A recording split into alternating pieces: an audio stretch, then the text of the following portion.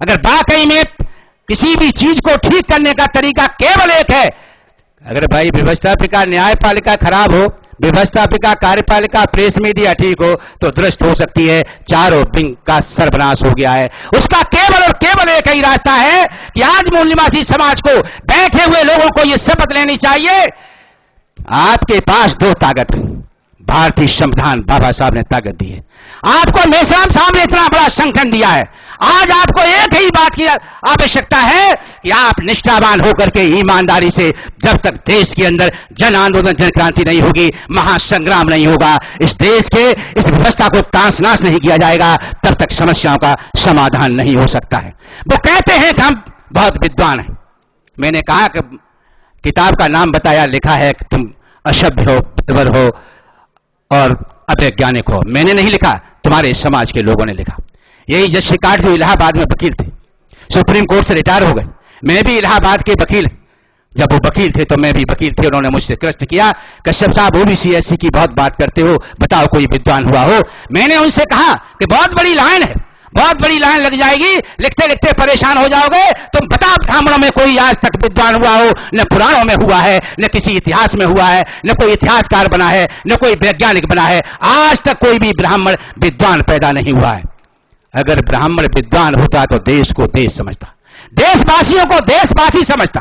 बोले देशवासियों को देशवासी समझता है, नहीं तो देश को अपना देश समझता है। इससे साबित होता है कि देश के अंदर ब्राह्मण ये जानता है कि ये मूल निवासी समाज है और हम बाहर के रहने वाले। अभी बड़ा बहस चल रही है।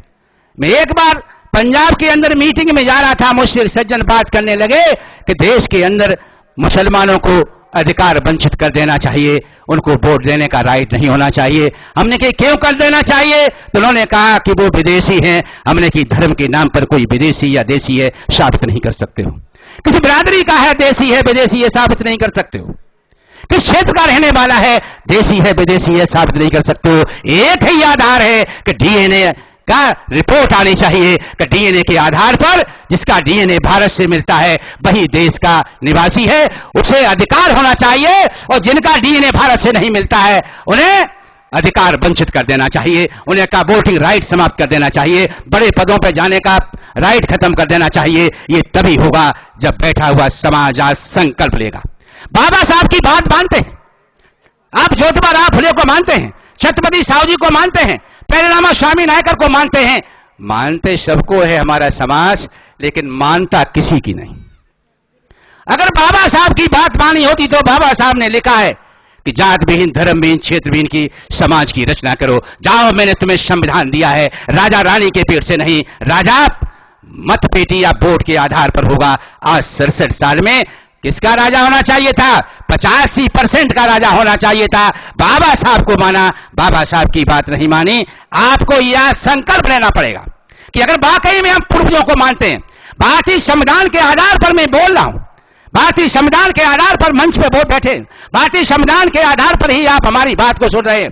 संविधान नहीं होता तो मैं बोल नहीं सकता था, बोलते तो मेरी जीभ काटी जाती थी। ये मनुस्मृति में लिखा है। भारतीय संविधान में ताकत दी है। भारतीय संविधान का अनुच्छेद 15-16 पढ़िए, क्या लिखा है? सामाजिक और शैक्षणिक रूप से पिछड़े वर्ग के लोगों को सरकारी नौकरियों में, शिक्षा में पर्याप्त प्रतिनिधित्व कायम करने के लिए आरक्षण दिया जाता है। अगर डॉक्टर, वकील, इंजीनियर, प्रोफेसर, आईएएस, आईपीएस अधिकारी बने, आप समाज सेवी बने, आप मिनिस्टर, मुख्यमंत्री बने, क्यों बने हो? आप समाज के प्रतिनिधि हैं। हमारे जब कार्यकर्ता जाते हैं, लोगों से कहते हैं हमारा साथ दो। पढ़ा लिखा अधिकारी 10% साथ है, 90% में क्या कहता है? जाओ शादी कर लो, बच्चों को पालो, माँ बाप को देखो। वो कहता है साहब आप अधिकारी बन गए तो कहता है ऊपर वाले का आशीर्वाद है और मेरी मेहनत है। मैं दावे के साथ कहता मैं अपने उम्र के लोगों को कि हमारे उम्र के जितने भी डॉक्टर, वकील, इंजीनियर, प्रोफेसर, आईएएस, आईपीएस अधिकारी हैं, उनके पापा 99% अनपढ़ मिलेंगे, बाबा 100% अनपढ़ मिलेंगे। अगर ऊपर वाले का आशीर्वाद था और तेरी मेहनत थी तो तेरे बाप में भी होनी चाहिए थी, तेरे बाबा में भी होनी चाहिए थी। इससे साबित होता है न ऊपर वाले का आशीर्वाद है न तेरी मेहनत है। ये बाबा साहब भीमराव अंबेडकर के भारतीय संविधान का कमाल है, उनकी ताकत है। अगर तूने ताकत हासिल की है तो इसमें काम करना चाहिए। बाबा साहब ने कहा कि मेरे कारवां को आगे बढ़ाना, पीछे मत जाने देना।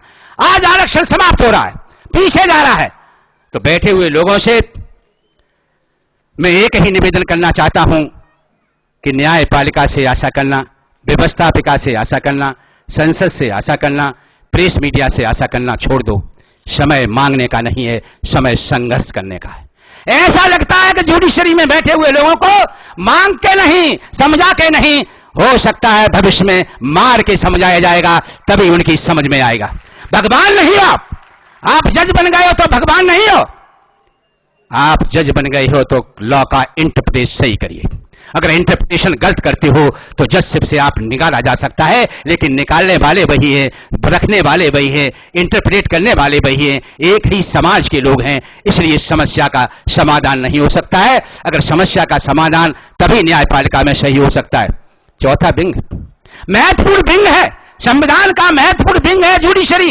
लेकिन जुडिशरी जब बेईमान हो जाती है तो प्रेस मीडिया को काम करना चाहिए। प्रेस मीडिया जो आज ये यहां पर बैठ करके बात हो रही है, प्रेस मीडिया जन जन तक पहुंचाना चाहिए था कि जुडिशरी बेईमान हो गई है।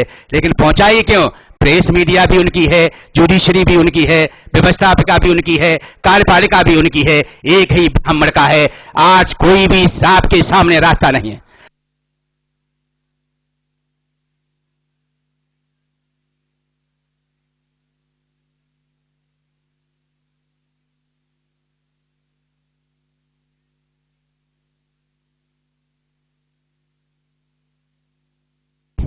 आप ज्योतिबा राव फुले साहब की बात को मानेंगे, आप छत्रपति साहू जी की बात को मानेंगे, जात धर्म